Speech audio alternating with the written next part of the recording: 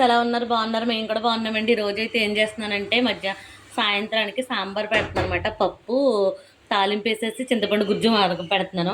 ఇవి పక్కన ఏం చేశానంటే ముల్లంగి, మామిడికాయ ముక్కలు, బెండకాయ, మొత్తం సాంబార్లో ఉన్న చిన్న ఉల్లిపాయలు, బీన్స్, పెద్ద చిక్కుడుకాయ, బెండకాయ, ఇంక ఇవన్నీ కలిపి ఒకసారి ఏం చేస్తున్నానంటే కొద్దిగా మగ్గబెట్టేస్తున్నాను. కొద్దిగా వాటర్ వేసి మగ్గబెట్టేస్తున్నాను. నాకు ఏంటంటే నేను తమిళనాడు సాంబార్ అనుకున్నాను కదండి. మొన్న తమిళనాడు సాంబార్ చేశాను. అది చేస్తే ఆ రోజైతే బాగానే ఉంది. కానీ ఇడ్లీలోకి అలాగైతేనే బాగుంటుందేమో అనిపించింది. పొంగల్లోకి, రైస్లోకి అయితేనండి మన ఆంధ్ర సాంబార్ని మించింది అయితే లేదు. నాకైతే మాత్రం అలాగే అనిపించింది. అంటే ఎవరిది వాళ్ళకే కదండి. మాకు అక్కడ చర్చిలోని ప్రతి సండే పెద్ద పెద్ద ముక్కలతో సాంబార్ వేసేవారన్నమాట. అప్పుడు అనిపించింది అమ్మో గ్యాస్ట్రిక్ తినలేకపోతున్నాం అనుకునేవాళ్ళం కానండి. ఇప్పుడు ఒకసారి నాకు అదే సాంబార్ గుర్తొచ్చింది అనమాట. ఇంకా అందుకే అలాగే వాళ్ళ కాయగూరలు అన్నీ ఉన్నాయనేసి అటు తమిళనాడు ఆంధ్ర సాంబార్ రెండు మిక్స్ చేసి పెడుతున్నాను. ఓకేనా ఫ్రెండ్స్?